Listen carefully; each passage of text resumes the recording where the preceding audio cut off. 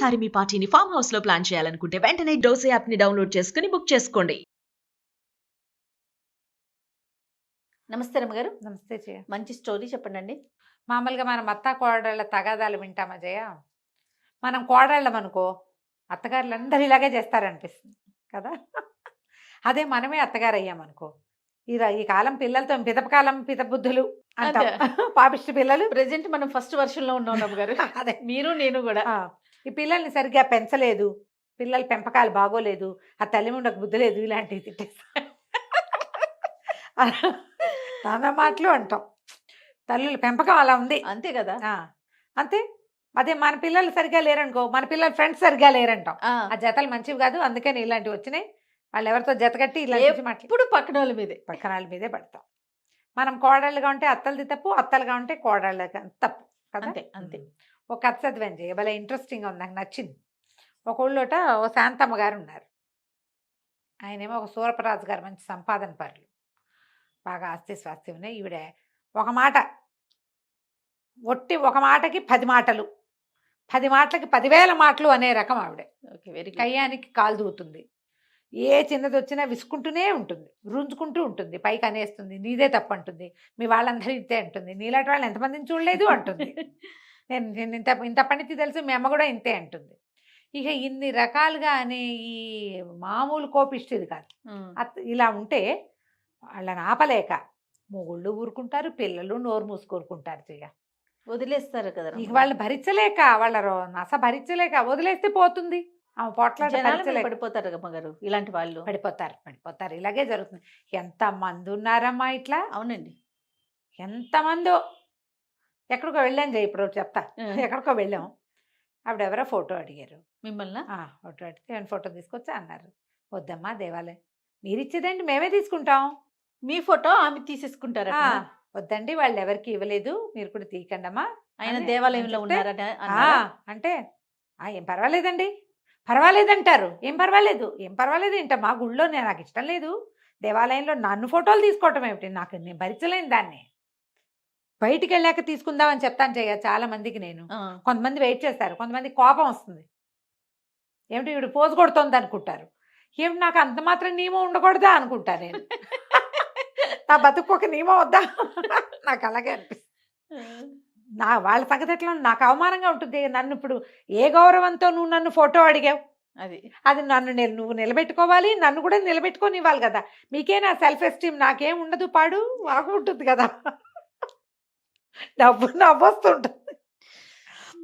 ఇవాళ ఎంతమంది శత్రువులు అయ్యారు నీకు అని అడుగుతారు మా వాళ్ళు. ఫోటో ఇవ్వకపోతే కుదరదు, అందరూ బయటకు వచ్చాక ఇస్తానమ్మా అని చెప్తా. కొంతమంది పాపం ఉండి ఫోటో కోసం ఆగామండి అని తీసుకుంటారు, ప్రేమిస్తారు వాళ్ళు.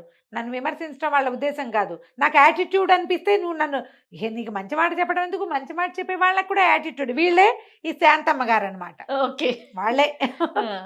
అయితే ఈవిడ పోట్లాడేసేది, ఇక పుట్టింటి వాళ్ళని లేదు, అత్తింటి వాళ్ళని లేదు, కొడుకు పెళ్ళి వాళ్ళని లేదు, అందరు ఇదే గోల. సరే అందరు అనేవాళ్ళు, అమ్మో రేపు పొద్దున్న దీనికి కోడళ్ళు వస్తే ఉంటారు వాళ్ళు దాని సంగతి అనుకునేవాళ్ళు. ఇద్దరు కొడుకుల్లో పెద్ద పిల్లాడికి పెళ్లి చేశారు. పెద్దవాడి పెళ్ళాము మేనమావ కూతురు కాదు, మేనమావ కూతురు. ఈయన ఏమనుకున్నాడు, సొంత మేనకోడలు కమల పిల్లని ముద్దుగా చూసుకుంటుంది, తన రక్తం కదా. చాలామంది పోట్లాట కోర్లు కూడా మేనగోడళ్ళు అనగానే మెత్తగా ఉంటారు కదా. ఎంత బాగా చూసినా కోడళ్ళకి చాలదనుకో, మేనగోడళ్ళైనా సరే కోడళ్ళకి సరిపోదు, మేనత్తే కదా అని అనిపించదు. తక్కువ మంది ఉంటారు మేనత్తే, మన మేనత్త మన అత్త, మనం వీడితో బాగా ఉండాలి అనుకునే వాళ్ళు 50% కూడా ఉండరు జయ. అక్కడ అత్తగారితనమే నడుస్తూ ఉంటుంది ఏం చేసినా సరే. సరే బాగుంటుంది అనుకుంటే ఇక మేనగోడల్ని కూడా ఆవిడ వదల్లా, అన్నిటికీ కసిరేది, కేకలేసేది, తిట్టేది, మీ అమ్మ ఇంతేననేది, నువ్వు ఇంతేననేది, ఏదో అనేది అనేది అనేది అనేది విరక్తి పుట్టింది దానికి, ఆ కమలకి, ఆ పిల్లకి విరక్తి పుట్టి, నేనుండను, నేను రాను, వేరు కాపురం పెడితేనే వస్తా, నన్ను తీసుకురావడానికి రా, నువ్వు మీ అమ్మ దగ్గరికి అయితే నేను రాను బాబా అని మొగుడికి చెప్పేసింది, వెళ్ళిపోయింది. ఏం చేస్తారు, ఆలోచించి ఈయన పెద్ద పిల్లాన్ని బయట పెట్టడం ఇష్టం లేదు, వ్యాపారం అంతా కలుసున్న వ్యాపారం, ఇవాళ ఇల్లు వేరైతే రేపొద్దున వ్యాపారాలు వేరైపోతాయి. ఆలోచించి రాజుగారు ఏం చేశారు, సరే వేరే ఇల్లు తీసుకుని పిల్లని కాపురానికి తీసుకొచ్చారు. సరే కొన్నాళ్ళకి వాళ్ళకి ఒక కొడుకు కూడా పుట్టాడు. రెండో పిల్లాడి పెళ్లి సంబంధాలు రాలా. ఈయనకి భయం పట్టుకుంది. ఉన్న ఒక బావమరిది కూతుర్ని ఇక్కడ చేసాం, ఇదేమో ఇట్టా తగలబడింది, ఎవరిని తెస్తే ఏమవుతుందో. ఎవరిని తెచ్చినా ఇదే కదా. ఇక రోజులు గడిచినాయి. సరే ఏమైంది, ఈయన ఒకనాడు పై ఊళ్ళో ఉన్న ఒక స్నేహితుడిని కలవడానికి వెళ్ళారు. కొంచెం కలిగిన కుటుంబమే వాళ్ళు కూడా, వీళ్ళలాగానే స్థితిపరులు. అయితే ఏమైంది, వాళ్ళ ఇంటికి వెళ్తే ఈయన కబుర్లు చెప్పుకుంటున్నారు. ఆయనకు ఒక కూతురు ఉంది, ఇంకా ఎవరో 2-3 పిల్లలు ఉన్నారు. పిల్ల కొంచెం చక్కగా కుదురుగా ముచ్చటగా చూడడానికి బాగుంది, జడగీడ చక్కగా ఉంది. పిల్ల అటు ఇటు తిరుగుతుంది. ఈ లోపల ఏమైంది, వీళ్ళు పిచ్చాపాటి హాల్లో కూర్చొని మాట్లాడుకుంటున్నారు. లోపల ఏదో వంట ప్రయత్నం చేసుకుంటున్నారు తల్లి కూతుళ్ళు కలిసి. ఒక చీరల వ్యాపారస్తుడు వచ్చాడు. వచ్చేసరికల్లా చీరల వ్యాపారస్తుడు అయ్యగారిని ఈయన పలకరించాడు. ఆ ఇంటి ఆయన పిల్ల తండ్రిని పలకరించిన తర్వాత ఏమన్నాడు, అమ్మాయి గారు దోసెడు వెడల్పు ఉన్న అంచున్న చీరలు తెమ్మన్నారు, గుంటూరు చీరలు వచ్చినాయండి, అందుకని అమ్మాయి గారి కోసం వచ్చాను అని చెప్పాడు. చెప్పేసరికల్లా లోపల ఈయన కేకేశాడు, అమ్మాయి విమల, చీరలు ఆయన ఎవరో వచ్చాడు, నువ్వు కావాలన్న చీరలట, రారా అన్నాడు. అనేసరికల్లా ఆ అమ్మాయి బయటకు వచ్చి ఈ చీరలు ఆయన చూసి, వచ్చారా, కూర్చోండి ఇప్పుడే వస్తానని లోపలికి వెళ్ళి ఓ పాత చీర పట్టుకొచ్చింది. హాల్లోనే జరుగుతోంది. పెద్దవాళ్ళు ఇద్దరు సోఫాల్లో కుర్చీల్లో అవతల కూర్చున్నారు. గుమ్మం దగ్గర ఈ పక్కన ఇంకొంచెం ప్లేస్ ఉంది, ఇక్కడ కూర్చున్నాడు. చీరల వాళ్ళు ఏముంది, మూటలు తెస్తారుగా, మూటలు అవి ఓపెన్ చేయడానికి ఒక తివాసి ఏదో పరిచింది, తివాసి మీద పెట్టుకున్నాడు. ఆయన ఊడదీస్తున్నాడు. తీస్తుంటే ఈ పిల్లల లోపల నుంచి వచ్చి, ఈ చీర గుర్తుపట్టారా, ఆయన ఏదో పాత చీరలే ఉంది కదమ్మా అన్నాడు. మీరు ఇచ్చిందేనండి, ఎంత వేలో తీసుకున్నారు, చిరగాల్సిందే కానీ రంగు పోదన్నారు, 3వ ఉతుక్కి ఇట్లా అయిపోయింది, జరి అంతా వెలా తెలబోతోంది, ఇప్పుడు మళ్ళీ మీరు నాకు కొత్త చీరలు తెచ్చిస్తే ముందు దీనికి సమాధానం చెప్పండి, ముందు సమాధానం చెప్పాలిగా. అనేసరికల్లా ఆయన కలవెళ్ళబడి, అయ్యో అమ్మ ఇలా అయిందా, చీరకి చీరిస్తాను మీకు, నాకు చీరకి చీరొద్దు, మీరు వచ్చారు నేను కట్టుకున్నా తడిపా, ఇలా అవదని గ్యారంటీ ఏమిటి నాకు, మీరు ఇంతకుముందు కూడా ఇలాగే అద్భుతమైనవి గట్టంచు చీర తిరగాల్సిందే కానీ రంగు పోదన్నారు, ఇదేమో 3వసారికే పాతగుడ్డయింది, మిమ్మల్ని నమ్మి తీసుకుంటే మీరు నమ్మకం నిలబెట్టుకోవాలి కదా, మీరు గ్యారంటీ ఇవ్వగలిగే బట్ట ఉంటేనే చూపించండి, లేకపోతే నాకు వద్దు. ఏ చీరలైతే ఈ అమ్మాయి కోసం తెచ్చాడో ఆయన అవి చూపించలే, వేరే ఏవో పట్టు చీరలు చూపించి వెళ్ళిపోయాడు.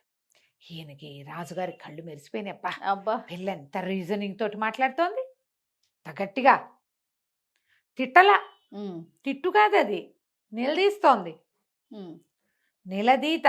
సరే ఏమన్నాడు, ఈయన స్నేహితుడితో చెప్పాడు, ఏమో వెంకటరత్నం, నువ్వు నాకు ఒక మాట ఇవ్వాలోయ్ అన్నాడు. అంతకంటేనా నీకేం కావాలో చెప్పన్నాడు. మీ పిల్లని మా చిన్నవాడికి ఇచ్చేబోయ్ అని అడిగాడు. ఆయన ఆశ్చర్యపోయాడు, ఇంత మాట అన్నావు నువ్వు, అయ్య బాబోయ్, మా పిల్లని ఇవ్వటం ఏమిటి, బ్రహ్మాండంగా ఇచ్చేస్తాను, మామూలుగా కాదు, చేసుకో మా పిల్లని చేసుకుందు కానీ అన్నాడు. ఈయన ఇంటికి వెళ్ళి పిల్లని కుదిర్చాను అనేసరికి ఆవిడ రుసరుసలాడి దుమ్మదుమ్మలాడి పిల్లని చూడకుండా నేనా అదే ఇదే అంది. కానీ ఆయన ఆ వెంకటరత్నం గారు బాగా పెట్టుపోతా బాగా చూపించేసరికి మేనగోడలు తెచ్చిద్దానికంటే ఇంకో గుప్పెడు ఎక్కువే వచ్చినాయని ఊరుకుంది. ఈయన ఏమనుకున్నాడు, కమల మెతకది, కొడుక్కి చెప్పాడు, మీ వదినేమో కమల మెతకది, మీ అమ్మకి సమాధానం చెప్పలేకపోయేది, మీ అమ్మ ఒకటేస్తే రెండేసి ఆవిడ తిట్టేది, ఈ పిల్ల మంచి రీజనింగ్ ఉన్న పిల్లరా, మీ అమ్మ నోరు కట్టు, గోల ఉండదు, నువ్వైనా మాతో కలిసి ఉందు కానీ, ఈ పిల్లలు లేని ఈ ఇల్లు ఏమి ఇల్లు, మనవాడు పుట్టాడు పిల్లాడు అక్కడ దోగాడుతున్నాడు, మన ఇల్లు ఏమి ఇటాగే బోసి ఇల్లుగా ఉంది, పెద్దవాళ్ళు అందరిస్తే పిల్లలు లేరు, నువ్వు వెళ్ళిపోతే మేమే మిగులుతాం, నాకు మనవడి ముద్దు ముచ్చట్లు చూసుకోవాలని ఉంది అని కొడుకుని ఒప్పించాడు. కొడుకు కూడా ఓ పూట వచ్చి ఏ విమలని చూసి సరేనన్నాడు. సరేనంటే సరే వచ్చింది విమల. పిల్ల మంచి పనిమంతురాలు, పని వాళ్ళతో ఉండి పని చేయించగలదు, అవసరమైతే నడువంచి పని చేస్తుంది. ఏ 15 రోజులు 20 రోజులు ఊరుకుందో శాంతమ్మ గారు. ఆ తర్వాత 4 విసిరేది, పిల్ల కిక్కుమనేది కాదు, ఎంత సహనంగా ఉండేదో. అత్తగారు ఏమైనంటే తలొంచుకుపోయేదే కానీ తిరిగి సమాధానమే చెప్పల, ఆవిడ అరుపులే వినపడేవి, ఎందుకు మాట్లాడతారు అట్లా అనేది కాదు. రోజులు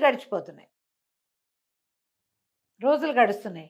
ఈయనకి ఆ పెళ్ళం రంకెలు వేసేయటం, వరిచేయటం, కుక్కిన పోయిన పెనల్లే మాట్లాడవు, మూగి ముద్దలాగా మాట్లాడవు అని అంటాం భార్య వింటూ ఉండేవారు. ఏంటి పిల్ల తెలివిగలది, మాటకి మాట అనగలదు, బోల్డంత రీజనింగ్ ఉంది, నిలదీసే సత్తా ఉన్న పిల్లని చేసుకుంటే ఇది ఇట్లా నోరు మూసుకుని తిట్లు తింటోందే. రేపు నాటికి ఎప్పుడో అప్పుడు కొడుక్కి విసుగుపుట్టినా దీనికి విసుగుపుట్టినా బయటికి వెళ్ళిపోతారు. మళ్ళీ ఒంటరి ఇల్లు సంప్రాప్తం అవుతుంది, పిల్లలు లేని ఇల్లు. ఏం చేయాలో తెలియలే. ఒకనాడు ఏమైంది, శాంతమ్మ గారు గుళ్ళో పురాణం ఉందని వినడానికి రోజు వెళ్తుంది. ఆయన ఏం చేశాడు, రోజు వెళ్తుంది, ఇవాళ కూడా వెళ్తుందని ఇంటికి వచ్చాడు దుకాణం నుంచి. ఆవిడ వెళ్ళిపోయింది గుళ్ళోకి. ఈయన కోడల దగ్గర కూర్చున్నాడు, కేకలిస్తాడు. కేకేసి మంచినీళ్ళు తెమ్మ అంటే ఏదో పలహారం తెచ్చింది. మామగారి దగ్గర విసనకర్ర పెట్టి చుట్టూ కూర్చుంది. ఈయన అడిగాడు, ఏమమ్మా నువ్వెంత గట్టిదానివి, ఆ రోజు నువ్వు బట్టల వ్యాపారస్తుడు నేను నిలదీసిన విధానం చూసే కదా పెళ్లి చేసుకున్నాను. నేను నిన్ను చేసుకున్నాను. మీ అత్తగారు అట్లా నోటికొచ్చినట్టుగా చెలిగి పారేస్తుంటే నువ్వు నోరెత్తకుండా ఉంటావేమిటమ్మా, ఇంత సహనం ఎక్కడి తల్లి నీకు, వెధవ 2 రూపాయలు పారేస్తే వచ్చే చీరకి అంత నిలదీస్తువి, ఎందుకమ్మా మాట్లాడవు అన్నాడు. అనేసరికల్లా అమ్మాయి అంది, అది కాదండి మావయ్య గారు, వ్యాపారస్తుడితో మనకి వ్యాపార సంబంధాలు అవి, మన డబ్బు దానికి తగిన ప్రతిఫలం. మనం ఒక వస్తువు కొన్నామంటే దానికి తగిన డబ్బు ఇచ్చుకుంటాం, మన డబ్బుకి తగిన ప్రతిఫలం చీరలోంచి రావాలి, వస్తువులోంచి. అది సరిగ్గా లేకపోతే మనం అడగాలి. నేను అందుకని అడిగాను. ఇప్పుడు ఇక్కడ నన్ను నానా మాటలు అనేది మా అత్తగారు, నా భర్తకి తల్లి, మా ఇంటి పెద్ద ముత్తైదువు. నేను ఆవిడ ఏమంటాను, ఏమైనా అంటే ఇప్పుడు వ్యాపారస్తుడు వాడు కాకపోతే ఇంకోటి వస్తాడు, ఈవిడ తిడితే నాకు ఇంకో అత్తగారు వస్తుందా? తిరగబెడితే ఏముంది, తెగిపోతుంది. అక్కయ్య ఎట్లాగే కదా తెంపుకుని వేరే చోటకి వెళ్ళిపోయింది. నేను కూడా తెంపేస్తే ఎంతసేపు అనటం, అనగలిగి ఉండి ఎందుకంటం లేదంటే తెంపేస్తే తెగిపోతుంది. ఏదో 4 మాటలంటుంది పెద్దది, మా అమ్మ అయితే ఊరుకోనా నేను, అందుకని ఊరుకుంటున్నా. ఏం చెప్పాలో తెలియలే ఆయనకి. సరేనమ్మా నీ ఓపిక, సహనమంతరాలివి. సరే భార్య వచ్చింది కాసేపటికి. వచ్చాక ఆవిడ లోపలికి వచ్చి కూర్చుంది కామ్గా. ఏమండి దగ్గరలో మంచి రోజు ఏముందండి అని. నాకేం తెలిసే, నీకంటే మంచి బాగా తెలుసా నాకు అంటే, కాదండి ఒక మంచి రోజు చెప్పు. ఇప్పుడు ఏం చేస్తావు నువ్వు, ఏ శుభకార్యం చేయబోతున్నావు, ఎవరిని తూర్పారు పట్టడానికి ముహూర్తం కావాలి నీకు అని అడిగాడు. ఎవరితోటని తగాదా పెట్టుకోవడానికి ముహూర్తం కావాలంటే, కాదండి పెద్ద అబ్బాయిని కోడల్ని మనవడిని ఇంటికి తెచ్చుకుందాం మంచి రోజు చూసి అన్నాడు. అనేసరికి ఏమిటో నీకు ఇలాంటి బుద్ధి వచ్చింది అన్నాడు. ఏం చేయనండి, ఊళ్ళోకి వెళ్ళా, ఇవాళ పురాణం లేదుట, ఇంటికి వస్తే వాకిట్లో కోడలు మీరు మాట్లాడుతున్న మాటలన్నీ వినపడుతున్నాయి, అక్కడే కూర్చుని విన్నాను, ఆలోచించుకున్నాను. ఈ పిల్లని చెడగొట్టుకుంటే నాకు మంచినీళ్ళు పోసే దిక్కు కూడా ఉండదు, అది ఊరుకుంటోందని నేను రెచ్చిపోతున్నాను. ఆ కాస్త తీరాక ఇంకేముంది అనేసరికి ఆయన మెచ్చుకున్నాడు. పిల్ల ఇది కదా కరెక్ట్గా సరైన ఆలోచన. కోడళ్ళ శాంతమే అత్తగారులకి ఒక్కొక్కసారి ఆహారం కింద ఉంటుంది. అత్తగారి శాంతము కోడళ్ళకి అలాగే ఉంటుందమ్మా. తెంపుకుంటే ఎంతసేపు, ఏ బంధమైనా తెంపేస్తే ఎట్లా పోని నువ్వు తెంపేస్తావు, అత్తగారు తెంపేస్తుంది అనుకుందాం, కోడలు తెంపడం గురించి కూడా మాట్లాడదాం. అత్తగారులు తెంపేస్తారు కోడళ్ళతోటి, చిచ్చిపో నా ఇంట్లో ఉండటానికి వీల్లేదు. అదేమో నీ కొడుక్కి పెళ్ళాము, నీ మనవలకి తల్లి, నీ ఇంటి దాన్ని సంపదని పంచుకునేది, ముందుకు తీసుకెళ్ళేది. ఎట్లా తెగిపోతుంది ఆ బంధం, తెగదు. పోనీ నువ్వు అత్తగారితో తెంపేస్తావు, కోడళ్ళు తెంపుతున్నారు కదా ఇప్పుడు ఈ కాలం అదే కదా, అత్తగారితో తెంపేస్తావు. నీ మొగుడేమో అత్తగారు కన్న కొడుకు, నీ పిల్లలేమో అత్తగారి మనవలు, నువ్వు అనుభవించేదేమో అత్తగారి వంతుకొచ్చిన ఆస్తి, నువ్వు పెట్టేదేమో ఇంటి పేరు అత్తగారింటి పేరే. నువ్వైతే మీ నాన్నింటి పేరు ఉంచుకోగలవు కానీ నీ పిల్లలకి మీ నాన్నింటి పేరు పెట్టలేవు కదా, పెట్టలేవుగా, మొగుడింటి పేరే పెట్టాలి. అంటే అది ఎవరిది, అత్తగారిది కదా. ఎక్కడ తెగుతుంది జయ ఇది, అస్సలు ఎందుకు ఆలోచించరో నాకు అప్పటికీ అర్థం కాదు. ఆవిడ నన్ను అలా అంది ఇలా అంది అంటారు. మెమ్మంటే మీరేం చేస్తారు, నీ కూతురు పోట్లాడితే నువ్వేం చేస్తావు, 2 ఆలోచించుకోండి. పెద్దవాళ్ళు ఇది నా కూతురు లాంటిదే, నేను ఎట్లా ఓ ఇంట్లో దీపం పెట్టడానికి వచ్చానో ఇది కూడా నా ఇంటికి అలాగే వచ్చింది అని ఆలోచించాలి. కోడళ్ళు ఈవిడే మా ఇంటికి కులదేవత, నా మొగుడికి తల్లి అని ఆలోచించుకోవాలి. ఒక్కోసారి ఆలోచించరు, జయ బ్రహ్మరాక్షసులు అయిపోతారు మనుషులు. ఏ హక్కుల కోసం వాళ్ళు పోరాడతారో మనకు అర్థం కాదు. అవునండి, ఆ హక్కులు లభించాక ఇంకేముంది, అంతే కదా. లభించకపోయినా నువ్వు మనిషివే, లభించినా నువ్వు మనిషివే. తెంపేసుకుంటే తెంపేసిన వాళ్ళు అవుతాం, అంతే కదా. ఇలా ఆలోచించి చూడండి. చాలా బాగుంది రమ్మగారు.